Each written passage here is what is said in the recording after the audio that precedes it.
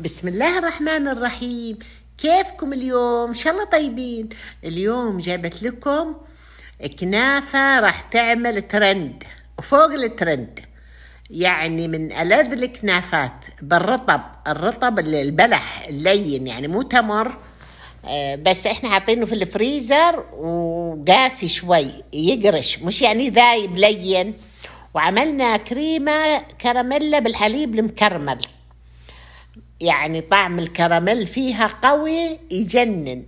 والكنافة رائعة، يعني مقرمشة وهشة، وطعم الرطب وطعم الرنجينة اللي جوا. الرنجينة الطحين المحمص كذا، يتحمص مع الهيل والزعفران، مو زعفران آسفة، هيل وشوي قرفة، ينحط على الرطب، يعني يعطي طعم مو طبيعي، يشبه الخبيصة، يشبه العصيدة. بس تعرفون انتوا اللي يعرف الرنجينة زي الحيسة لحق المدينة بس بالرطب.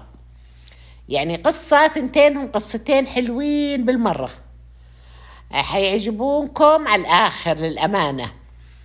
هذه بسيطة، مقاديرها كلها تحطونها في الخلاط وتخلطونها وتدخلونها الفرن وخلصت القصة. طبعا لازم تقعد في الثلاجة كم ساعة. والله أنا عملتها يدوب ساعة ونص وهم واقفين لي نبغى الحلا، وين الحلا، وين الحلا. جبته ما خليتها ترتاح كثير، ومع ذلك شايفين شكلها طعمها يجنن، طعم كراميل قوي وحلو. والكنافة بعد خطيرة، والله خطيرة بالمرة. وعملهم سهل، يعني الحين نشوف مع بعض المقادير. الحين أوريكم لما الكنافة قطعناها، مهم يعني تشوفونها من جوا، تشوفون الخيرات اللي فيها تبارك الرحمن، مع أنه عملها مرة سهل وبسيط.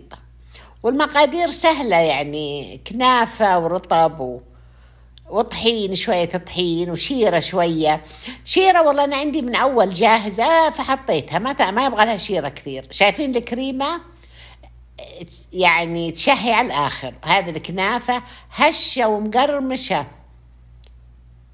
الحين نشوفها من جوا وتشوفون الرنجينة. طبعا الحين انتم مو عارفين الرنجينة، تشوفونها في الطريقة وتعرفون ايش هو. هذه هي ترى كلها مقرمشة، حتى اللون الفاتح اللي فيها مقرمش. طبقة رطب ورنجينة. هذه كنافة الموسم. انتوا تشوفون الديكور متغير لانه هذا بيت بنتي في الرياض عشان كذا. رحنا نشوف البوليفارد ونشوف الحبايب، طبعا الأحفاد.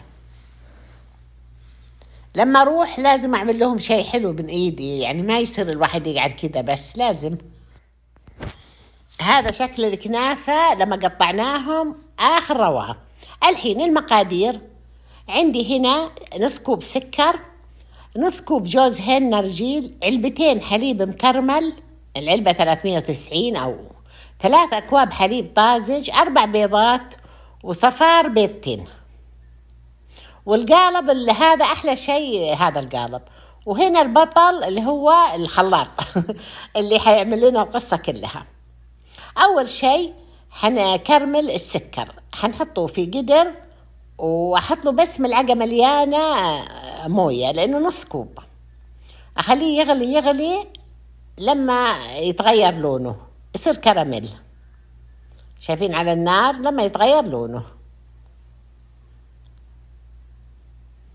هو يطول شوية بس انتوا خليكم جنبه، لأن إذا غمق كثير يصير مر، يعطي مرارة، يخرب الطبخة.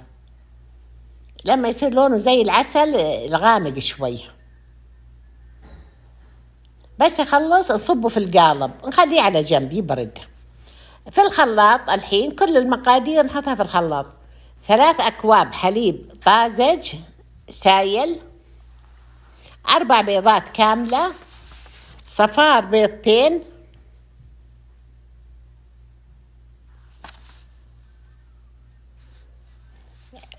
نص كوب جوز هند. جوز الهند اختياري، هو راح يختلط معاها وبعدين يطلع فوق، يصير طبقة لحالها زي العجينة. اللي ما يحبه ما يحطه، ما يفرق أبدا. نحط الحين علبتين الحليب المكرمل،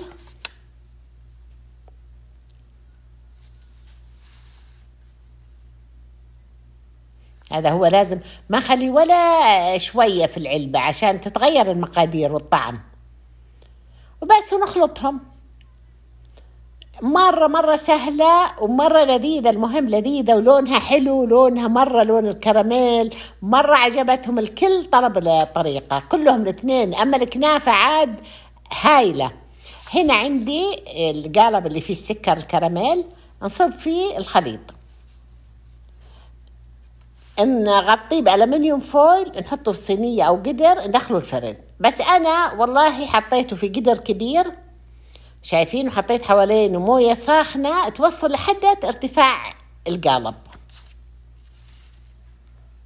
وبدال ما أحط له ألمنيوم فويل أغطيه، غطيته بالغطا حق القدر مرة واحدة أريح. شايفين، غطى القدر ودخلناه الفرن. لازم ساعة كاملة، الفرن أعلى من الوسط، يعني 190، بالعادي 375. هنا لما خلص أوريكم بعد ساعة الجوز الهند صار فوق طبقة زي الكيك، نحطه في الثلاجة عدة ساعات. هنا عندي قالب كنافة، جبنة كيري، هذا الرطب من الفريزر بس ايش جامد مثل ما قلت لكم، جوز مقطع عين جمل، هيل ناعم، قرفة ناعمة، سكر وزبدة، طبعا مو كل هالزبدة هذه ديكور بس، وطحين، كوبين طحين. الحين حنشوف ايش نعمل. الكنافة لما تكون مثلجة وتقطعونها مرة اسهل تنطحن معاكم، اسهل مما تكون لينة تشبك في محضرة الطعام. نحطها ونحط لها ملعقتين مليانين سكر. على فكرة أنا ما حطيت القالب كله، يعني حوالي 3/4 وكذا. ونحط له ملعقتين مليانين سكر و100 جرام زبدة، ونطحنهم تمام. لو الزبدة سايحة ترى أسهل أسرع لكم. نطحنه شوية شوية، نضغط ونوقف نضغط لما يتقطع تمام الكنافة وتنخلط مع الزبدة والسكر. نفركهم بإيدنا بعد ما نطلعهم، نتأكد إنه كلهم اختلطوا تمام. نوزعهم صينيتين 8 إنش صغار، شايفين، ويكونوا مدهونين تمام بالزبدة. الزبدة حتخلي هذه الكنافة هشة. الحين الكنافة اللي قبل عملتها قلت لكم لازم سمنة مو زبدة ولا زيت، هذا أقول لكم لازم زبدة. اللي ما يبغى زبدة يحط زيت على كيفكم، بس أنا أقول لكم الأفضل يخليها هشة مرة، ولونها يحمر أكثر من الكنافة العادية اللي بالسمنة والزيت. نضغط عليهم تمام، ندخلهم فرن وسط لما يحمرون من تحت ومن فوق، يصير كلهم لون واحد. طبعا مو ضروري هالصينية المشرشرة، أي صينية بايركس أو عاديين. الحين بالعود نفضي هذا الرطب، نشيل اللي جوا. بس أنا قاعدة أوريكم قديش سهل، يعني بس تضغط عليه ويطلع. لأنه في شيء نبغاه كامل حنحطه على جوانب القالب، وشيء حنقطعه نحطه جوا، عشان كذا نبغاه صحيح. هذا شايفين تطلع بسهولة، قاعدة أوريكم أنا شلناها. هذه هي. الحين عندي صينية طلعناها من الفرن الكنافة، نرش عليها شيرة، ما نكثر الشيرة، يمكن 5 ملاعق كل قالب.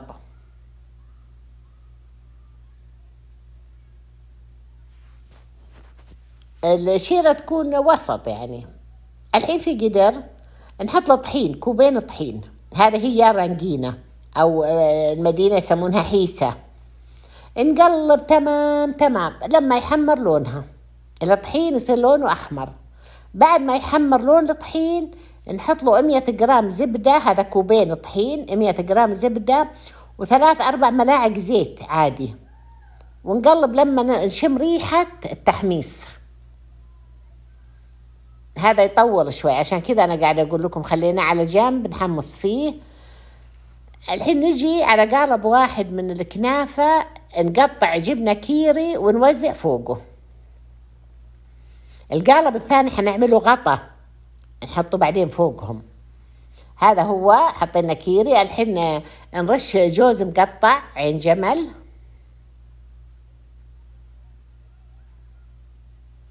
وحطينا على الجوانب الرطب الصحيح اللي شلنا البزر منه وخليناه صحيح على الجوانب.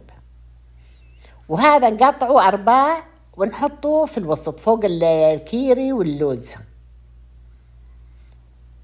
يكون عندي الطحين حمص خلاص، هذا خليه على جنب. الحين نرجع لطحيننا، حطينا له الزبدة وحطينا له الزيت. يكون قوامه شوي متماسك، شايفين هنا حطينا له الزبدة والزيت، نقلب فيه. هذا اللون لازم يكون. ولما يكون ناشف زي كذا كل شوية أزيده زبدة، عفوا زيت. أول شيء 100 جرام زبدة، بعدين زيت. نحط الحين الهيل الناعم والقرفة الناعمة. القرفة شوي مو كثير، الهيل أكثر، يعني ملعقة أكل هيل وقرفة ملعقة صغيرة. نقلبهم ونزيد الزيت لما يصير قوامه زي كذا، شايفين قابل للدهن، زي كريمة الكيك لما نزين فيها الكيك، زي كريمة الكيك كذا. كله المقدار نحطه، هو اللي حيعطينا الطعم. هذه آخر طبقة. بعدين نحط فوقها صينية كنافة الثانية اللي طلعناها من الصينية، ما احنا عملنا صينيتين على الوجه. نخليهم يرتاحون كذا، بعدين نقلبهم على الجهة الثانية ونحط فوقهم فستق، نحط فوقهم ورد، لوز، مكسرات. عاد انتو تزيين ما شاء الله على مخيلتكم. مرة رائعين، جربوهم راح تدعون لي للأمانة. اثنينهم أحلى من بعض. ولا تنسون اللايك والشير والسبسكرايب. كل يوم تعالوا، كل يوم إن شاء الله في طبخات حلوة. لو تأخرت عليكم يومين ثلاثة أجيب لكم طبختين، ما أجي إيدي فاضية، مو طبخة واحدة، طبختين. والله هذه ما ينشبع منها، حتى الأطفال عجبتهم. والكريمة عاد مبينة من شكلها، مبينة طعم الكراميل فيها قوي. الله معاكم، كل يوم تعالوا.